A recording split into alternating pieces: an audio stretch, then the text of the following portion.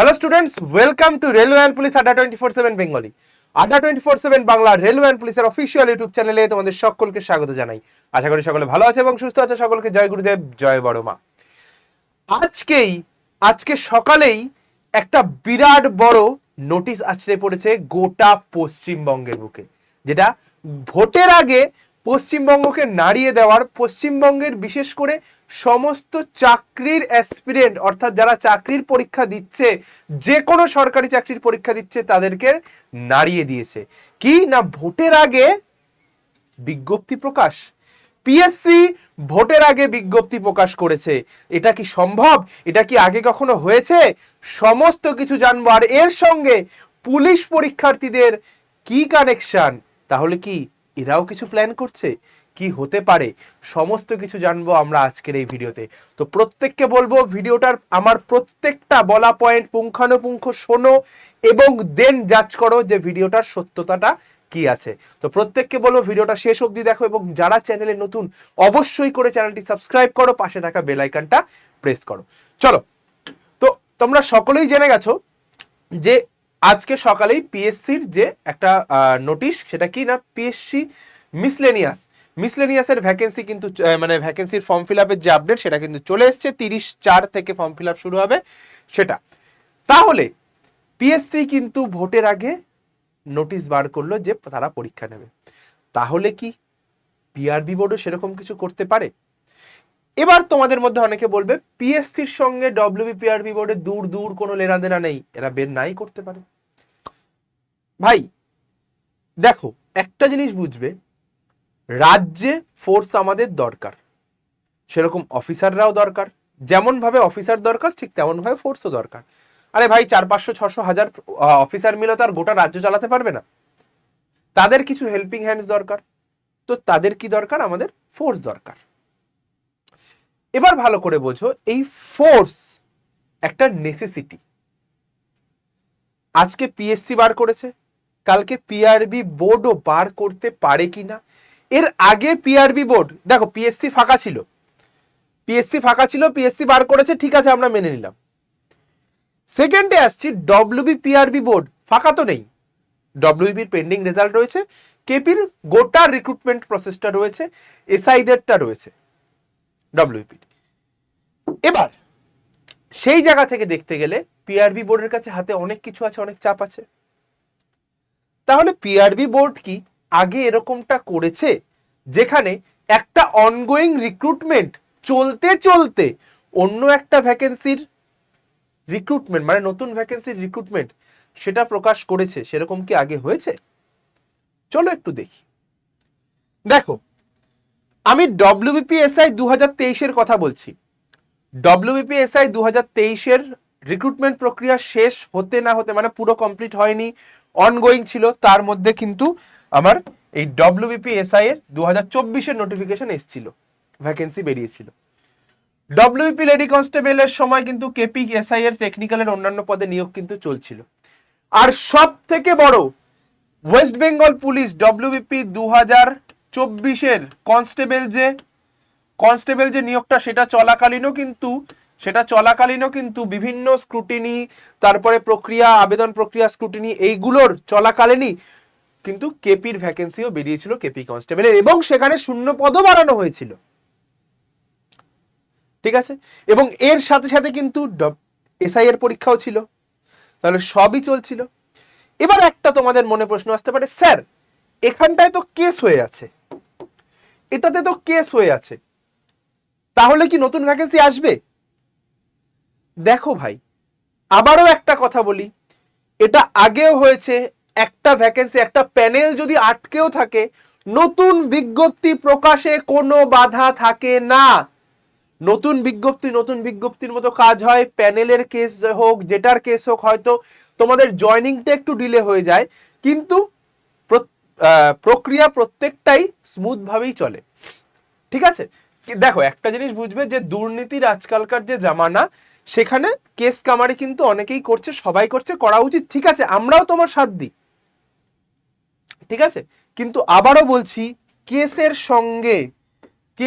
সঙ্গে নিউ ভ্যাকেন্সির কেসের সঙ্গে নিউ ভ্যাকেন্সির কিন্তু কোনো লেনা দেনা নেই। পিআরবি বোর্ডের কাছে আমার আবেদন, যে সমস্ত শূন্য পদগুলো রয়েছে সেগুলোর বিজ্ঞপ্তি, শর্ট বিজ্ঞপ্তি হলেও যে কবে থেকে আপনারা ফর্ম ফিল আপ করাবেন সেটার একটা নোটিশ প্রকাশ করুন। আর সাথে সাথে আপনারা যে সমস্ত পেন্ডিং রেজাল্টস গুলো রয়েছে সেটার উপরেও কাজ করা শুরু করুন। এটা আপনাদের কাছে রিকোয়েস্ট। পিএসসি এত বড় একটা স্টেপ নিয়ে নিল, এত বড় একটা পরীক্ষার ভ্যাকেন্সি বের করে দিল, আপনারা কি করছেন? এটাই আপনাদের কাছে প্রশ্ন আমার মাধ্যমে সমস্ত ছাত্র ছাত্রী সমাজ যারা পরীক্ষা দিচ্ছে, যারা আর কি যুব সমাজ, যারা পুলিশের পরীক্ষার জন্য প্রস্তুতি নিচ্ছে, যাদের রেজাল্ট পেন্ডিং রয়েছে, তাদের ভবিষ্যৎ নিয়ে ছিনিমিনি খেলবেন না, তাদের রেজাল্টটা প্রকাশ করুন। যত শিগগিরই সম্ভব ভোটের রেজাল্টটা মিটে গেলে আপনাদের কাছে আমার আবেদন, ভোটের রেজাল্টটা মিটে যাওয়ার সাথে সাথে রেজাল্টটা প্রকাশ করে দিন। তারপরে চলে আসছি কেপিতে। এবার কেপিতে কি হবে? কেপির এখনো রেজাল্ট বাকি, প্রিলিমসের আসবে, তারপর মাঠ হবে, তারপরে গিয়ে মেইনস। এটার মেইনস হতে হতে তুমি ধরে নাও পুজোর আগে। এটা কিন্তু আমি আগেও বলেছি, এটার মেইনস ধরে নাও তোমার হচ্ছে গিয়ে পুজোর আগে, সেপ্টেম্বর অক্টোবর মাস নাগাদ কিন্তু মেইনস হবে। আমি আবারও বলছি, সেপ্টেম্বর অক্টোবর নাগাদ কিন্তু মেইনসের পরীক্ষা হবে কলকাতা পুলিশ কনস্টেবলের। মানে এখানে একটা হিউজ সময়। আর আমি এটাও বলছি, এই যে ডব্লিউবিপির নতুন ভ্যাকেন্সি, আমি আবারও বলছি, ডব্লিউবিপির নতুন ভ্যাকেন্সি যখনই কেপির প্রসিডিওরটা শুরু হয়ে যাবে না, কেপির প্রসিডিওরটা যবে থেকে শুরু হয়ে যাবে তবে থেকেই ডব্লিউবিপির নতুন ভ্যাকেন্সি চলে আসবে, তবে থেকেই ডব্লিউবিপির নতুন ভ্যাকেন্সি চলে আসবে। আরো একটা ভ্যাকেন্সি যেটা আসার প্রবল সম্ভাবনা, যেটা আমি তোমাদের অনেক আগে ডিসেম্বর জানুয়ারি মাস নাগাদ আমি হয়তো বলেছিলাম, যেটা হচ্ছে গিয়ে আবগারি আসারও একটা কিন্তু হাই চান্সেস রয়েছে। এটা আমি বলেছি, আবগারি আসার কথা ছিল মার্চ মাসে। এই ভ্যাকেন্সিটা কিন্তু 2019 সাল থেকে পেন্ডিং, 2019 সালের পর কিন্তু আবগারি কোনো পরীক্ষা নেয়নি। এবার হতে পারে তারা কি করছে, যে তাদের এএসআই এর একটা ভ্যাকেন্সি বেরোনোর কথা ছিল, ডিপার্টমেন্টাল এক্সামের মাধ্যমে দিয়ে কনস্টেবলদের এএসআই বানিয়ে দিচ্ছে। তাহলে তারা কিন্তু একটা কম করে হলেও 2,500 থেকে 3,000 শূন্য পদে আবগারির ভ্যাকেন্সি কিন্তু বার করবে। ঠিক আছে, তাহলে হাতে কিন্তু একটা বড় সুযোগ রয়েছে রাজ্যে। আর আবারও বলছি, এই জিনিসপত্রগুলো, এই আজকে মিসলেনিয়াসের ভ্যাকেন্সি বেরোলো, আবারও বলছি, অর্ধেক ছেলে মেয়ে নয়, 80% ছেলে মেয়ে প্রস্তুত নয় এই পরীক্ষার জন্য। তারা নোটিফিকেশন বেরিয়েছে বলে পড়াশোনা শুরু করছে। এরকম প্রচুর ছেলে মেয়ে আছে যারা কিন্তু পড়াশোনা শুরুই করেনি, জানতোই না মিসলেনিয়াস পরীক্ষা হবে, এরকম বলে একটা পরীক্ষা হয়। এরকম অনেক কিছু পার্সেন্টেজ আছে যারা জানতোই না মিসলেনিয়াস বলে পরীক্ষা হয়। তো আমি এটাও বলছি যে আমার ভিডিও যারা দেখছো, এরকম প্রচুর ছেলে মেয়ে আছো যারা কিন্তু এখনো প্রিপারেশন শুরু করোনি ডব্লিউবিপি পরীক্ষার জন্য। আর আবারও বলছি, ডব্লিউবিপির পরীক্ষা কিন্তু হেলাছেদ্দা করে জীবনে পাস করা যাবে না, এটা মিলিয়ে নাও। কারণ ডব্লিউবিপি কেপির রিসেন্ট যে এক্সামটা হলো না 25 সালে, জাস্ট প্যাটার্নটা একটু দেখো, কোশ্চেনের প্যাটার্নটা দেখো, অঙ্ক দেখলে মাথা ব্যথা হিলে উঠবে। ঠিক আছে, কোশ্চেনের প্যাটার্নটা শুধু একটু দেখে এসো, এটুকু আমি হলফ করে বলতে পারছি। যারা আজকে প্রিপারেশন শুরু করছে না, যারা আজকের দিনে দাঁড়িয়ে নোটিফিকেশন আসবে, বেরোবো, তারপরে পড়বো, এই ভাবনায় যারা আছো, ভাই আবারও বলছি, আমরা যখন 28-29 সালে আন্দোলন করব, তোমরাই জয়েন করবে, তোমরা তখন চাকরি পাবে না। এই আজকে আমরা যাদের জন্য আন্দোলন করছি তারা কিন্তু 27 সালে জয়েনিং হয়ে যাবে, 26 সালে জয়েনিং হয়ে যাবে। আমরা যখন আবার 27, 28, 29 সালে গিয়ে আন্দোলন করব, এই যারা এখন ঘুমিয়েছিল তারাই আন্দোলনে যোগ দেবে। বুঝতে পারলে কথাটা? তাহলে যদি মনে করো যে আমার আন্দোলন দরকার নেই, আন্দোলন করব, একটা জিনিসের জন্য আন্দোলন করব আমরা, জাস্ট এ সিঙ্গেল থিং। গোটা পশ্চিমবঙ্গে একটা জিনিসে আন্দোলন হবে পিআরবির ক্ষেত্রে, যেটা হচ্ছে তাড়াতাড়ি ফাইনাল রেজাল্ট প্রকাশ করুন। আর কিছুর জন্য যাতে আন্দোলন করতে না হয়, ভ্যাকেন্সি আন্দোলন করে বের করতে হয়, ঠিক আছে, সেটা আমরা দেখব, আমরা করব তোমাদের জন্য ভিডিও। যা করার হয় আমরা বেশি লোকের কাছে পৌঁছাতে পারি। তোমরা হয়তো ছাত্র হিসেবে একজন দুজনের কাছে, 10 জন 100 জনের কাছে পৌঁছাতে পারবে, আমরা কিন্তু হাজার হাজার লোকের কাছে পৌঁছাতে পারি। আর আমরাই তোমাদের হয়ে সেই কাজটা করব। তোমরা শুধু আজ থেকে প্রিপারেশন শুরু করো। আর যদি মনে করো এই ভ্যাকেন্সিগুলো হাতছাড়া করতে চাই না, ডব্লিউপি নিয়ার অ্যাবাউট 13,000, ঠিক আছে, এটা কম বেশি হতে পারে, আর আবগারি নিয়ার অ্যাবাউট 3,000, এখানটায় কিন্তু একটা ভালো ভ্যাকেন্সি রয়েছে ভাই। যদি মনে করো যে এখানে নিজের একটা সিট সিকিউর করতে চাই, তাহলে কিন্তু প্রিপারেশন আজ শুরু করো, টুডে। যদি আজ শুরু না করে থাকো, আর একটা জিনিস নিজেকে প্রশ্ন করো ভাই, আজকে নোটিফিকেশন বের করে কোনোদিন হয় না, যদি হয় আজকে নোটিফিকেশন বের করলো, নেক্সট উইকে পরীক্ষা নেবে, তুমি রেডি? নিজেকে একটা প্রশ্ন করো, আজকে নোটিফিকেশন বের করে নেক্সট উইকে পরীক্ষা নিলে তুমি রেডি? যদি মনের ভিতর থেকে উত্তর হ্যাঁ আসে, তাহলে বলবো ভাই তুমি একদম ঠিক রাস্তায় আছো, তাহলে তোমাকে কোনো প্রশ্ন করার নাই।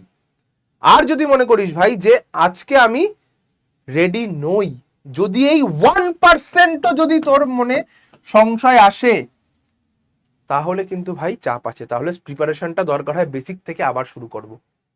আর সেই জন্যই আড্ডা 24/7 বাংলা তোদের জন্য নিয়ে এসছে অফলাইন ব্যাচ। এই অফলাইন ব্যাচে আবারও বলছি, যে 70 জনকে অ্যাডমিশন করানো হবে, ধামাকাদার ভাবে প্র্যাকটিস করানো হবে, সিলেকশন এদের পাইয়েই ছাড়বো, আমি কথা দিচ্ছি। গোপীনাথ স্যার তোদের পাশে থাকবে, প্রত্যেকের সাথে তোমাদের কিন্তু আমি বসবো, 1-1 বসে কিভাবে গ্রাউন্ড লেভেলে থেকে তোমাদের সাথে পাশে থেকে চাকরি পাওয়াবো, এইটুকু আমি কথা দিচ্ছি ভাই। ব্যাচে শুধু এসে একবার দেখে যাও, আর বেশি কিছু আমি বলবো না ব্যাচ সম্পর্কে। আমি শুধু এইটুকু বলছি, বড় মুখ করে বলছি যে প্রত্যেককে সিলেকশন পাবো, কি পাবে না পাবে ব্যাচে তুমি শুধু দেখে নিও, ব্যাচটা খুলে দেখে নিও। আমি হেল্পলাইন নাম্বার দিয়ে দিচ্ছি সাপোর্টের, ঠিক আছে?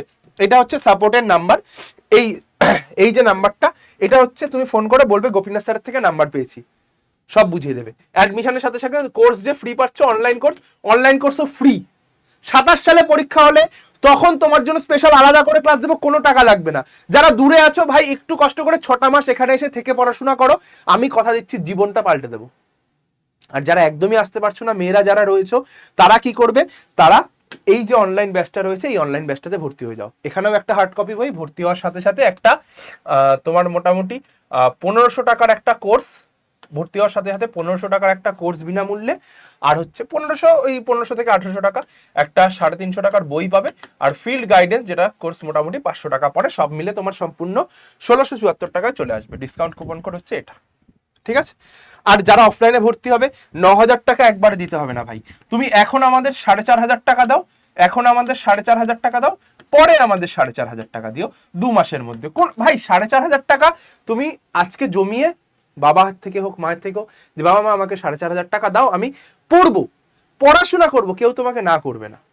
কোনো অসুবিধা হলে তোমার তারপরে ব্যাচে ভর্তি হয়ে যাওয়ার পর তোমার যা সমস্যা আছে, যদি মনে হয় স্যার আমি গরিব, আমি একটা জুতো কিনতে পারছি না, অনেক কষ্টে শুধুমাত্র অ্যাডমিশনের টাকাটা জোগাড় করেছি, আমি দেবো তোমাকে, আমি দেবো ভাই, আমি কথা দিচ্ছি। আমি যে দিনগুলো দেখেছি, যে সমস্যাগুলো ফেস করেছি, তোমাদের মধ্যে যদি কেউ ফেস করে থাকো, আমি কথা দিচ্ছি ভাই প্রত্যেকের পাশে দাঁড়াবো, প্রত্যেকের জন্য আমি লড়বো, এটুকু কথা দিচ্ছি। আর পিআরবি কে রেজাল্ট দিতেই হবে। যদি আমরা 12 তারিখের পর 15 তারিখের পর কোনো হালচাল না দেখি, পথে নামবো ভাই, কলকাতার রাজপথ কাঁপবে, এটুকু আমি কথা দিচ্ছি। ভ্যাকেন্সিও বের হবে, আমি নিয়ে আসবো, কিন্তু জবে ভ্যাকেন্সি বের হবে, আমি বলছি ভাই এখান থেকে অনেক ছেলে মেয়ে আছে যারা রেডি থাকবে না, যারা পড়াশোনাই শুরু করবে না, তারা কিন্তু আবার ওই 27-28 সালের গিয়ে আন্দোলনে আমাদের সঙ্গে জম দেবে ভাই। আমি এটুকু মিলিয়ে নিচ্ছি ভাই, তুমি এটা মনকে প্রশ্ন করো, যদি রেডি থাকো তাহলে হ্যাঁ, ঠিক আছে? অনেক কথা বললাম। যারা অনলাইনে ভর্তি হতে চাইছো তারাও এই সেম, এইটা আমার পার্সোনাল নাম্বার, এটা আমার টিমের নাম্বার, এখানে কল করে তুমি 1 প্রেস করো, এটা তোমাকে ভর্তি করিয়ে নেবে, ঠিক আছে? চল তাহলে ভিডিওটা আর বড় করলাম না। আর অফলাইনে ভর্তি হতে গেলে এই যে এই নাম্বারটাতে ফোন করো, এটাও আমার নাম্বার, এটা হচ্ছে আমার টিমের নাম্বার, এটা আমার নাম্বার, কল করো, তোমাকে অ্যাডমিশন করে নেবে, বলবে গোপীনাথ স্যারের থেকে নাম্বার পেয়েছি, ব্যাস। চলো ভিডিওটা আর বড় করলাম না, রেডি হয়ে যাও। পিএসসি তে হালচাল পড়েছে, পিআরবি বোর্ডেও একটা হালচাল কিন্তু শুরু হতে চলেছে, সেটা তোমরা আগামী ভিডিওতেই দেখতে পাবে। জয় গুরুদেব, জয় বড় মা, ভালো থেকো, সুস্থ থেকো, আর যুদ্ধে থেকো। সকলের সঙ্গে দেখা হচ্ছে আমার রেগুলার ক্লাস ঠিক সকাল 10টায়। টাটা।